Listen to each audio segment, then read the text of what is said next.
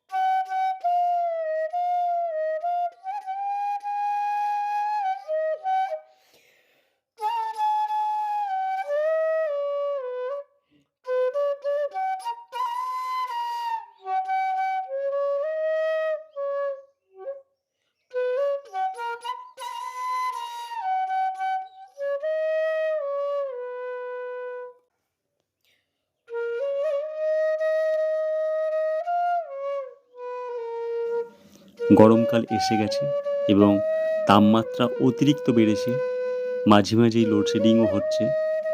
তাই অবশ্যই লোডশেডিং হলে আমাদের খুবই অসুবিধা হয়। যখন লোডশেডিং হয় তখন গরমে হাঁসফাঁস অবস্থা। সেই গরমের অতিরিক্ত দাবদাহ থেকে বাঁচতে হলে আমাদের একটু হাওয়ার প্রয়োজন হয়। সেই হাওয়া যেটা দিয়ে হয় আমরা ছোটোবেলা থেকে দেখে আসছি। যখন আমাদের কারেন্ট ছিল না, বিদ্যুৎ ছিল না, তখন এই হাত পাখাতেই আমরা হাওয়া খেতাম। সেই তালপাতা দিয়েই আজকে আমি আপনাদেরকে একটি হাত পাখা বানিয়ে দেখাচ্ছি।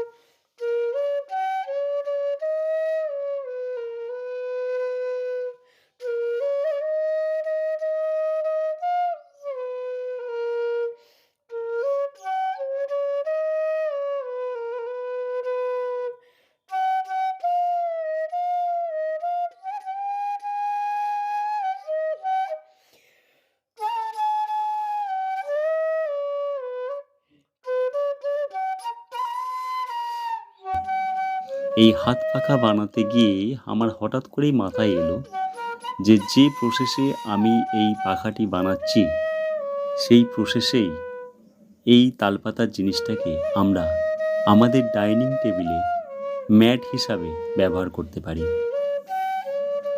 দেখুন বন্ধুরা, আমি একটার পর একটা কিভাবে কোন প্রসেসে এটা বানিয়েছি পুরোটাই এই ভিডিওর মধ্যে দিয়েছি।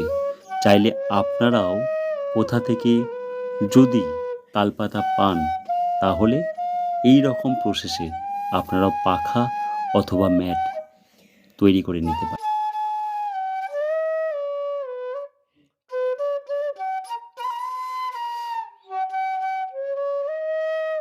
এই তালপাতার পাখা তৈরি করার সময় আমার মাথায় এলো যে এটাতে একটু রং করে দিলে আরও ভালো লাগবে। আবার ম্যাট হিসাবে ব্যবহার করতে হলেও এই রং করাটা অবশ্যই জরুরি, তাহলে অবশ্যই সৌন্দর্যায়ন অনেকটাই বৃদ্ধি পাবে। তাই আমি এই পাখাটির মধ্যে ছোট্ট ছোট্ট কলকা টাইপের পদ্ম ফুল আঁকার চেষ্টা করেছি, আর মাঝখানে একটা বড় পদ্ম এঁকেছি। পদ্ম যেহেতু আমাদের জাতীয় ফুল, তাই এই পদ্ম ফুলটাকেই আমি আমার পাখার একটা বিশেষ সৌন্দর্যায়ন আনার জন্য খুব যত্ন সহকারে পদ্ম ফুলটা এঁকেছি।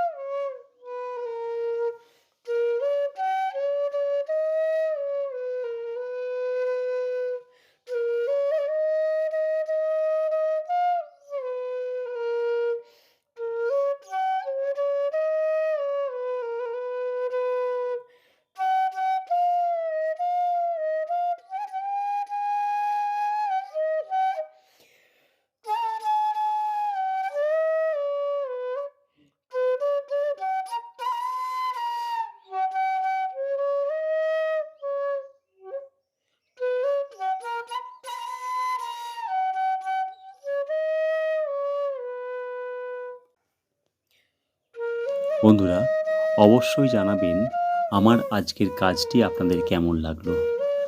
যদি ভালো লাগে তাহলে অবশ্যই লাইক করবেন এবং কমেন্ট করবেন।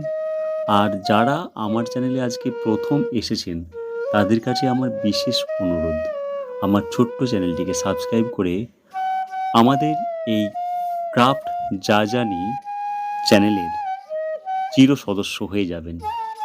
তাহলে আমি খুবই উপকৃত হব এবং আমার ভীষণ ভালো লাগবে এবং আপনাদেরও ভালো লাগবে যখন কিছু কিছু নতুন ক্রাফট আইডিয়া আমি আপনাদেরকে প্রেজেন্ট করব, সেটা দেখে আপনাদেরও মন খুশি হবে এবং আপনারাও বাড়িতে এইভাবে এই প্রসেসে এই রকম সুন্দর সুন্দর জিনিস তৈরি করে নিজেদের মন ভালো রাখতে পারবেন, নিজেদের সময়টাকে একটা বড় কাজে ব্যয় করতে পারবেন। তাই অবশ্যই আমার চ্যানেলটিকে সাবস্ক্রাইব করে আমার পাশে থাকবেন। সকলে খুব ভালো থাকবেন, সুস্থ থাকবেন, আনন্দে থাকবেন, এই শুভকামনা নিয়ে আজকের মতোই এখানেই শেষ করছি। ধন্যবাদ।